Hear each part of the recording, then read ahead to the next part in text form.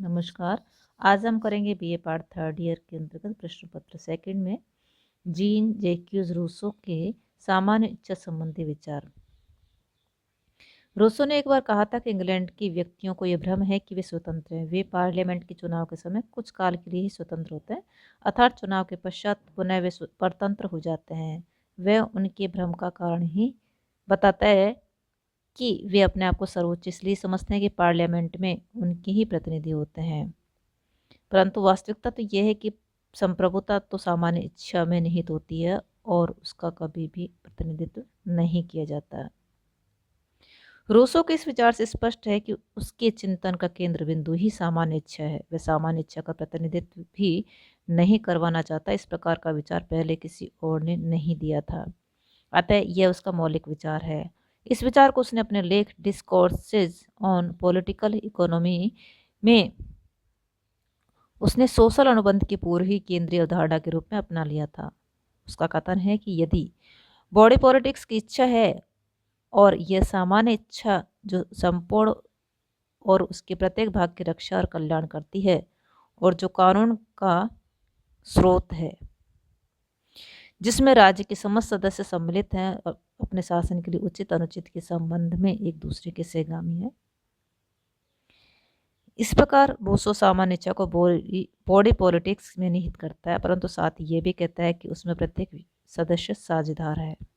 उचित या अनुचित शासन में वे अपने साथी के साथ हैं। रूसो ने सामान्य इच्छा की इस प्रकार की अवधारणा देकर राज्य को एक स्वतंत्र माने जाने वाली मशीनी उपकरण जिसे हॉब्स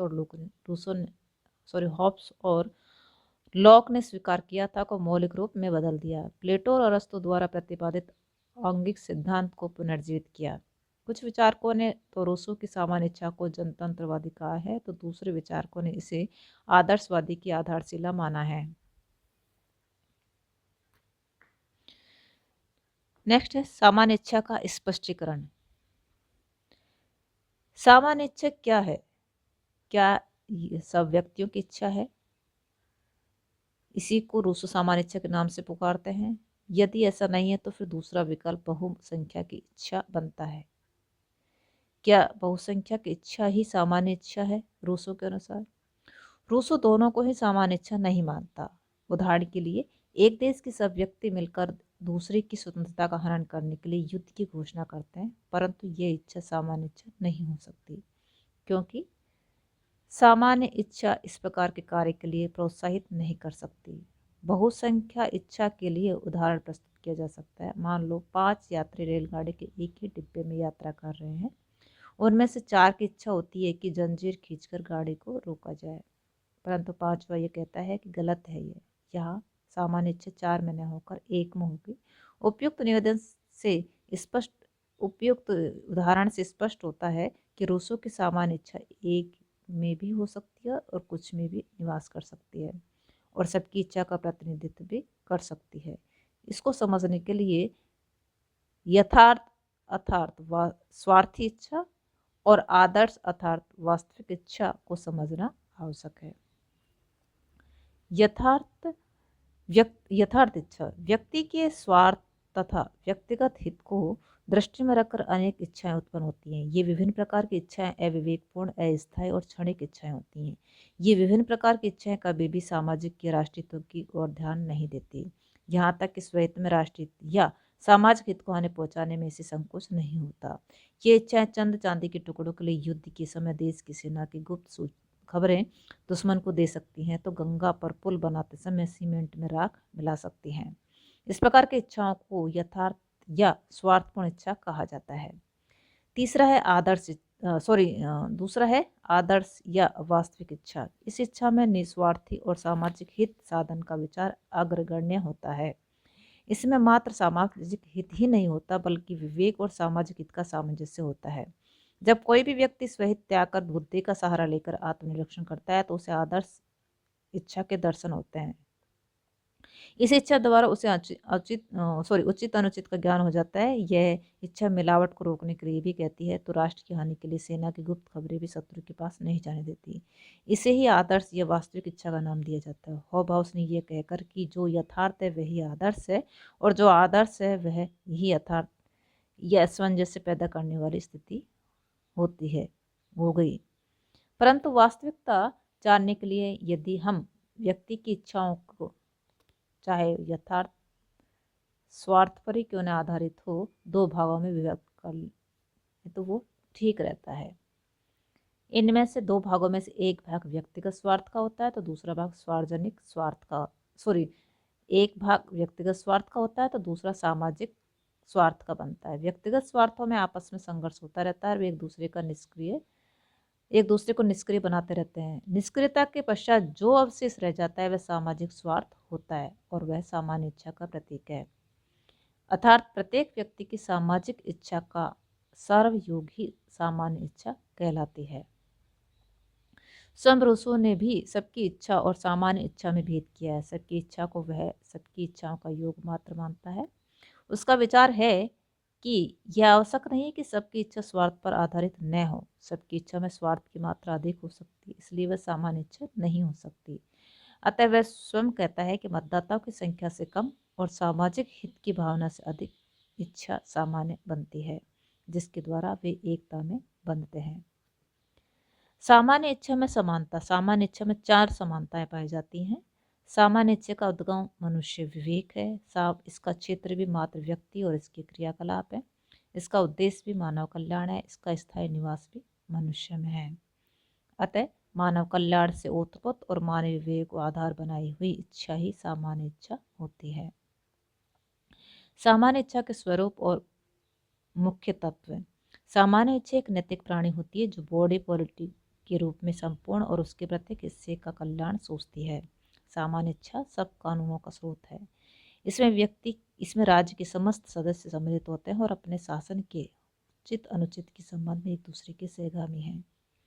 यह आंशिक एकता रखती है। जैसे मनुष्य के शरीर में मस्तिष्क सर्वोपरि, उसी प्रकार सामान्य इच्छा राज्य रूपी विराट शरीर में मस्तिष्क का काम करती है। सामान्य इच्छा मात्र राज्य में ही निहित नहीं रहती। इसका निवास मनुष्य के कई विशेष प्रकार के समुदायों और समितियों में भी होता है, परंतु राज्य में निवास करने वाली सामान्य इच्छा बहुत विस्तृत है और वह समाज के समस्त सदस्यों को निहित करती है।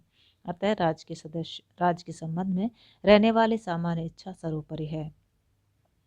सामान्य इच्छा नागरिकों के सदस्यों में निवास करती है और यह नैतिक दृष्टिकोण है। इसका कथन है कि सरकार को चलाने में नैतिकता का स्थान कोई नहीं ले सकता। यह दो तत्वों के सम्मिश्रण से बनती है। फर्स्ट, सामान्य हित का उद्देश्य, और यह सबसे आनी चाहिए, सब पर लागू होनी चाहिए। यह सदैव सामान्य सार्वजनिक हित के लिए होती है, अतः इसको मानने के लिए बाध्य किया जाना चाहिए। सामान्य इच्छा में क्रांति के बीज निहित होते हैं, अतः सामान्य इच्छा कभी गलत नहीं हो सकती, सदैव सामान्य हित का पोषण करती है। और सामान्य इच्छा में व्यक्ति की यथार्थ इच्छा भी निहित होती है। यह सब व्यक्तियों की इच्छा से भिन्न होती है और व्यक्तिगत इच्छा से भी भिन्न है। अब करते हैं सामान्य इच्छा की विशेषताएं। रूसो ने अपने सोशल कॉन्ट्रैक्ट में संप्रभुता के अध्याय में सामान्य इच्छा की कुछ विशेषताएं बताई हैं। इनमें प्रमुख इस प्रकार है। अधेयता। रूसो का विश्वास है कि संप्रभुता सामान्य इच्छा में समाविष्ट है, अतः उसको किसी को भी दिया नहीं जा सकता। इसके विचार मात्र सामान्य इच्छा ही राज्य को निर्देश दे सकती है। ये निर्देश सामान्य हित पर आधारित होते हैं। संप्रभुता को भी सामान्य इच्छा से अलग नहीं किया जा सकता और सामान्य इच्छा किसी को दी नहीं जा सकती। दूसरा, प्रतिनिधित्व द्वारा अभिनंदन। रूसो के मस्तिष्क में इंग्लैंड के प्रजातंत्र के प्रति कोई सद्भावना नहीं थी। वह वहाँ की प्रणाली का कटु आलोचक था।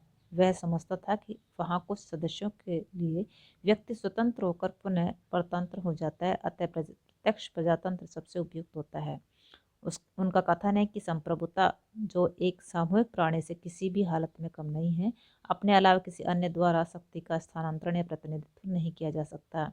वास्तविकता यह है कि शक्ति का हस्तांतरण या प्रतिनिधित्व किया जा सकता, परंतु इच्छा का नहीं, क्योंकि कल की इच्छा को आज नहीं जाना जा सकता। नेक्स्ट, अविभाज्यता। जिस उद्देश्य को लेकर रूसो अधेयता पर जोर देता है, उसी उद्देश्य को ही लेकर वह सामान्य इच्छा को अविभाज्य बताता है। सामान्य इच्छा सावयवी है, उसमें एकता निहित होती है। यदि उसको विभाजित कर दिया जाए तो वह फिर सामान्य इच्छा ही नहीं रहती। नेक्स्ट है सामान्य इच्छा अपतनशील। रूसो सामान्य इच्छा को पतनशील नहीं मानता। उसकी इस धारणा का आधार यह है कि मनुष्य कभी भ्रष्ट नहीं है, लेकिन उससे भ्रष्ट बनाया जाता है, उसे बहुधा धोखा दिया जाता है। मनुष्य सदैव उचित सोचता है और उसका झुकाव अजनित की ओर है। वह यह भी स्वीकारता है कि हमारी इच्छा हमारे भले के लिए ही सोचती है, परंतु यह हमेशा स्वयं ही नहीं सोचते, परहित सोचा हुआ सामान्य इच्छा का भाग है। अतः सामान्य इच्छा न्यायोचित है। न्यायोचित होने के कारण वह पतनोन्मुख कभी नहीं होते। नेक्स्ट है आंतरिक एकता। सामान्य इच्छा में कभी अंतर्विरोध नहीं होता, क्योंकि सामान्य इच्छा मनुष्यों के विवेक का प्रतिनिधित्व करती है। नेक्स्ट निरंकुश और सर्वोच्च। इस पर किसी प्रकार के नियमों का प्रतिबंध नहीं होता, इसके ऊपर कोई अन्य सत्ता भी नहीं होती, इस पर किसी अन्य व्यक्ति, व्यक्तिगत समूह या उनके अधिकारियों का भी किसी प्रकार का नियंत्रण नहीं होता। सामान्य इच्छा का पालन न करने वाले व्यक्ति भ्रमित और स्वतंत्र नहीं है। अतः सामान्य इच्छा शक्ति की भी प्रतीक है।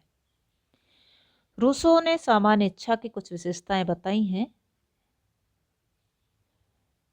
लेकिन रूसो ने सोशल कॉन्ट्रैक्ट में सामान्य इच्छा के सिद्धांत का जिस ढंग से विकास किया उसमें अनेक अंतर्विरोध हैं। आलोचना के क्षेत्र में भी कुछ बिंदु इस प्रकार हैं। फर्स्ट है, सामान्य इच्छा का विचार पूर्णतः स्पष्ट नहीं है। रूसो को ऐसा लगता है कि सामान्य इच्छा में अर्थमेटिक की तरह संतुलन बना गया है। वह अपने निष्कर्ष पर पहुंचने के लिए मनुष्य की यथार्थ इच्छाओं को आपस में समाप्त करके अवशेष बची इच्छाओं के योग को वास्तविक इच्छा बताता है। यह कोई गहरा विचार नहीं लगता, क्योंकि सामूहिक इच्छा चाहे वह सबकी हो या बहुमत की को कभी भी संतुलन में नहीं लाया जा सकता, क्योंकि वे अवश्य दिशा और दृष्टि के क्षेत्र में भिन्न होती हैं। यह प्रक्रिया अर्थमेटिक की नहीं चातुर्थ की है। नेक्स्ट आलोचना है अव्यवहारिक। सामान्य इच्छा न तो सामान्य है न इच्छा ही है। यह हम रूसो द्वारा निर्दिष्ट इच्छा की ओर ध्यान दे तो याद होता है कि सामान्य इच्छा जो व्यवहारिक रूप से बहुमत की इच्छा होनी चाहिए थी, स्वयं रूसो को ही मान्य नहीं है। इसी में दूसरा विचार यह है कि जो इच्छा बहुमत द्वारा नियंत्रित न हो वह सामान्य कैसे हो सकती है। इस प्रकार हम कह सकते हैं कि यह सिद्धांत अव्यवहारिक और अमूर्त है। नेक्स्ट है व्यक्तिगत और सार्वजनिक हितों में संघर्ष।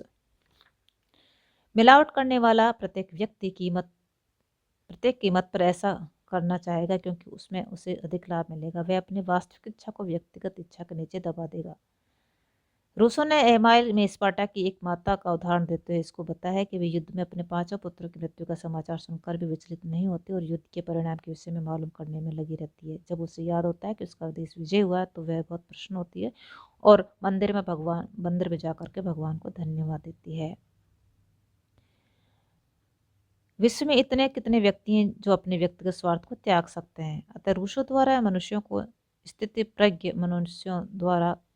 का घर इस संसार को समझ लेना अपने आप को भ्रमित करने के अलावा और कुछ भी नहीं है। नेक्स्ट है निरंकुशवाद का भय। रूसो की सामान्य इच्छा का निवास स्पष्ट न होने के कारण कोई भी तानाशाह तलवार के बल पर भी कह सकता है कि मैं सामान्य इच्छा का प्रतीक हूँ, और यह तलवार भी मात्र इसलिए उपयोग में लाई जा रही है कि आप लोग शासित जो हैं अनभिज्ञ हैं और अज्ञानी हैं। हिटलर का उदाहरण दिया जा सकता है, उसने भी सामान्य इच्छा का लाभ उठाकर एक निरंकुश शासन स्थापित किया था। नेक्स्ट है स्वतंत्रता का हरण। सामान्य इच्छा की अवज्ञा करने वाले को रूसो ने परतंत्र माना है। इसके लिए उसने कहा है कि उसे स्वतंत्र होने के लिए मजबूर किया जाना चाहिए। यहाँ जिस व्यक्ति ने अर्थात रूसो ने व्यक्ति को स्वतंत्रता का बीड़ा उठाया था, वह भी बहुमत के अत्याचार को उस पर थोपना चाहता है। बहुमत उस पर इतना हावी हो जाता है कि वह उससे बचने के बजाय उसकी स्वतंत्रता को खो देता है। नेक्स्ट है काल्पनिक और संकीर्ण। सबकी इच्छा तो इस युग में ही क्या किसी भी युग में संभव नहीं थी, परंतु यदि वह बहुमत की इच्छा भी नहीं है तो फिर कुछ भी नहीं। नेक्स्ट है विशाल देशों के अयोग्य। रूसों की सामान्य इच्छा का यह दोष है कि इसको विशाल देशों की बहुसंख्या पर लागू नहीं किया जा सकता है। यह माना जाता है कि सामान्य इच्छा हित पर जाता है कि सामान्य इच्छा हित पर आधारित है। यह परहित की भावना छोटे छोटे समूह या समाज में उपलब्ध होती है, अर्थात सामान्य हित को बहुत बड़े देशों में खोज कर जानना दुष्कर होगा। नेक्स्ट है जन कल्याण की भावना। जन कल्याण की व्याख्या कठिन। सामान्य इच्छा का आधार जन कल्याण माना जाता है, परंतु ये बहुत ही कठिन है कि हम बता सके जन कल्याण क्या है। नेक्स्ट है इच्छाओं का विभक्तिकरण असंभव। व्यक्ति एक निर्गमित संस्था है, वह उसके हम उसके अंगों को ही व्यक्त नहीं कर सकते तो उसकी इच्छाओं को व्यक्त कैसे करेंगे। रूसो मनुष्य की इच्छाओं को दो भागों में व्यक्त करना चाहता है। कई बार यथार्थ अर्थात स्वार्थी इच्छा को भी हम वास्तविक आदर्श इच्छा समझ बैठते हैं। उस स्थिति के लिए रूसो ने एक ही साधन बताया है कि वह विवेक का सहारा। अब ये प्रश्न उठता है कि विवेक क्या है, उस विवेक को कैसे पहचाने, विवेक में अहम है या नहीं। ये कुछ प्रश्न है जिनका रूसो के द्वारा उत्तर नहीं दिया गया है। नेक्स्ट है प्रतिनिधित्व में अविश्वास। रूसो अपनी सामान्य इच्छा के प्रतिनिधित्व में विश्वास नहीं करता। बिना प्रतिनिधित्व की संपूर्ण जनता की इच्छा को कैसे जाना जा सकता है। स्विट्जरलैंड जैसे प्रत्यक्ष प्रजातंत्र में भी रूसो की व्यवस्था उचित नहीं बैठती है। लोकतंत्र की सफलता के लिए उसके कुछ माध्यम की आवश्यकता होती है। वे माध्यम है राजनीतिक दल, छापाखाना, भाषण तंत्र आदि। नेक्स्ट है नैतिक कानून की अवहेलना। सामान्य इच्छा का एक आधार न्याय भी माना गया है। यदि कोई व्यक्ति न्याय पर आधारित उचित कार्य करता है तो वह सामान्य इच्छा के अनुसार कार्य कर रहा है। या उसने नैतिक कानून को कोई स्थान नहीं दिया, अर्थात रूस ने नैतिक कानून को कोई महत्व नहीं दिया। क्या न्याय का आधार नैतिक कानून नहीं है? क्या नैतिक कानून को सामान्य इच्छा का बाह्य रूप नहीं स्वीकारा जा सकता? इस बारे में रूसो के द्वारा कोई स्पष्टीकरण नहीं दिया गया है। आज के लिए इतना ही। थैंक्स।